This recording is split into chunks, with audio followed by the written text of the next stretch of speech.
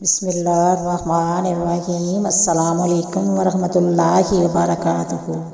آج کی ویڈیو ایک ایسی پاک باز خاتون کے بارے میں ہے کہ جن کو ہمارے پیارے نبی کریم صلی اللہ علیہ وسلم نے 4 عظیم عورتوں میں شامل کیا ہے۔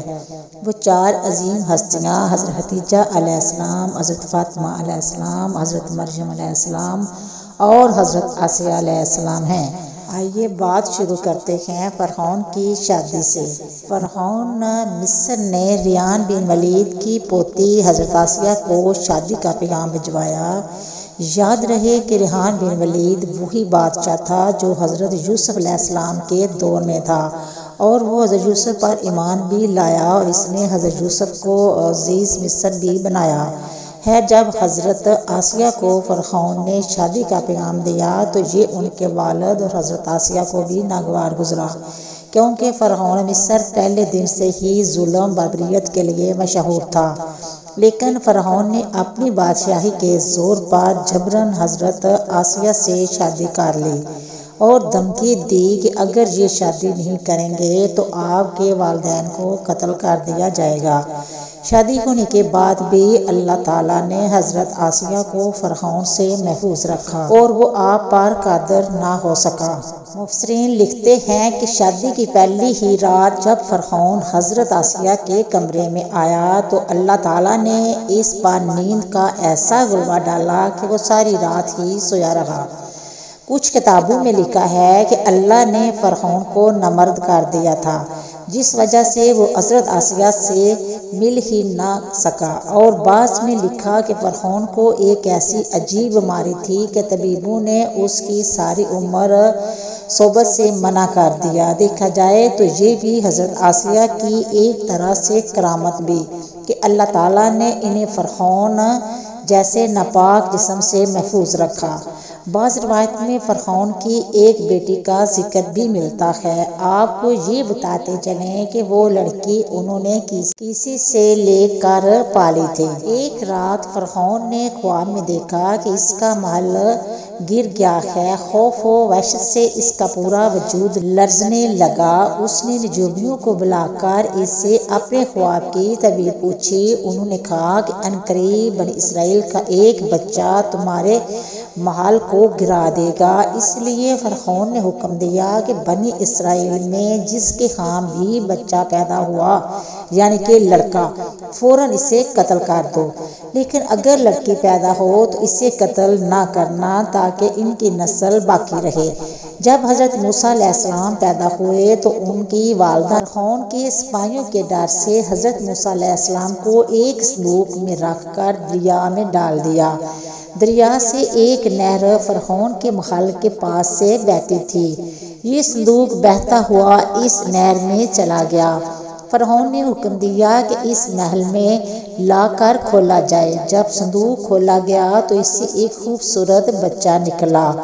زبان میں پانی کو میو اور درخت کو سی کہتے ہیں۔ یہ صندوق پانی اور درخت کے درمیان پایا گیا تھا، اس وجہ سے حضرت بی بی آسیہ نے اس کا نام موسیٰ رکھا۔ حضرت آسیہ نے جب حضرت موسیٰ کے چہرے پر نور دیکھا تو انہوں نے حضرت موسیٰ کو اپنا بیٹا بنا لیا اور فرعون سے کہنے لگی، یہ بچہ میری اور تیری آنکھوں کی ٹھنڈک ہے، اسے قتل نہ کرو۔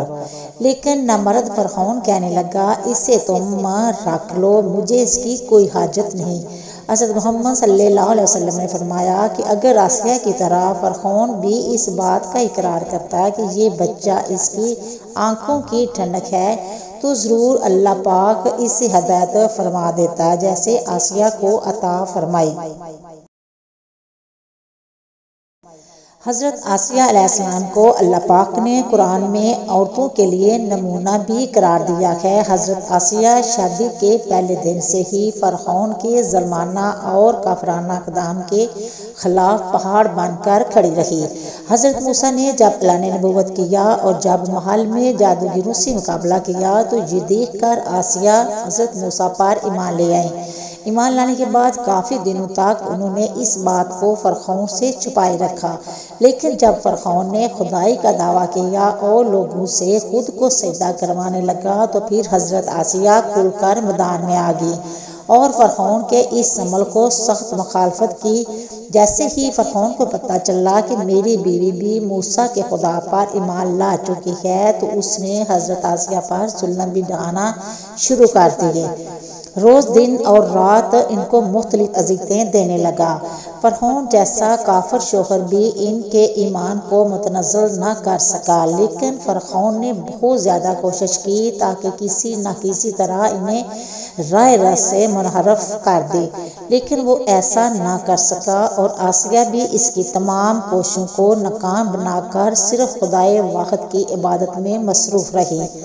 حضرت موسیٰ علیہ السلام کے چاہنے والے فرعون کے سپاہیوں کے ہاتھوں ظلم و ستم کی بھینٹ چڑھ رہے تھے اور انہیں بے دردی کے ساتھ قتل کیا جا رہا تھا، یہاں تک کہ فرعون نے حضرت موسیٰ علیہ السلام پر ایمان لانے والے ایک شخص کو، جیسے قرآن کریم نے مومن آل فرعون کے نام سے یاد کیا ہے، بڑی ہی بے دردی سے قتل کر دیا، جس کے بعد آسیہ کے صبر کا پیمانہ چھلک اٹھا اور کھلم کھلا فرعون کی مخالفت کرنے لگی۔ فرعون میں غاظ و غصے کی آگ بھڑک اٹھی اور اس نے اپنی زوجہ آسیہ کو بہت ہی دردناک طریقے سے اذیتیں پہنچائی۔ اس ظالم نے ان پر بڑے بڑے عذاب کیے اور ان کو بہت زیادہ مارا، زدوکوب بھی کیا اور 4 کنڈیوں میں آپ کو گاڑ دیا۔ حضرت آسیہ رضی اللہ تعالیٰ عنہ کے چاروں ہاتھوں پیروں میں لوہے کی کیلیں ٹھوک کر چاروں کونوں میں اس طرح جگڑ دیا کہ وہ ہل بھی نہ سکتی تھیں، اور بھاری پتھر آپ کے سینے پر رکھ کر اس کو ریت پر دھوپ میں لٹا دیا اور پانی بند کر دیا۔ اللہ اکبر! ایک دفعہ ذرا سوچئے تو صحیح دوستو کہ تنہا عورت اور ظالم جابر شوہر کا محل ہاتھوں اور پیروں میں کیلیں ٹھوک دی گئی ہیں، گرم ریت پر لٹایا ہوا ہے اور سینے پر ایک بھاری پتھر رکھ دیا گیا ہے۔ پھر بھی حضرت آسیہ علیہ السلام عزم و استقلال کے ساتھ ان مصائب کے باوجود قائم و دائم رہی اور فرعون کے کفر سے خدا کی پناہ چاہی۔ ایک روایت تو یہ ہے کہ فرعون نے حضرت آسیہ کی کھال اتروا دی اور پھر ان پر چٹان کو گرا دیا۔ اللہ اکبر! آپ کا مزار انوار مصر میں ہی واقع ہے۔ تاریخ انسانی میں حضرت آسیہ کے ایمان پر قائم رہنا، ان کا صبر، عزم و استقلال ایک بہت بڑا درس ہے۔ اس میں کوئی شک نہیں کہ عورتوں کے اندر اتنی طاقت موجود ہوتی ہے کہ وہ ہر طرح کے ظلم و ستم کے آگے پہاڑ بن سکتی ہے۔ اللہ پاک سے دعا ہے کہ ہمیں سب کی بے حساب مغفرت فرمائے، آمین ثم آمین۔ امید کرتی ہوں کہ آپ کو میری یہ ویڈیو پسند آئی ہوگی۔ اگر پسند آئی ہے تو شیئر کرنا، سبسکرائب کرنا، اچھے کمنٹ کرنا، دعا میں یاد رکھنا، اپنا بہت سارا خیال رکھنا۔ ہم انشاءاللہ ملیں گے نیکسٹ ویڈیو میں، تب تک اوکے، اللہ حافظ۔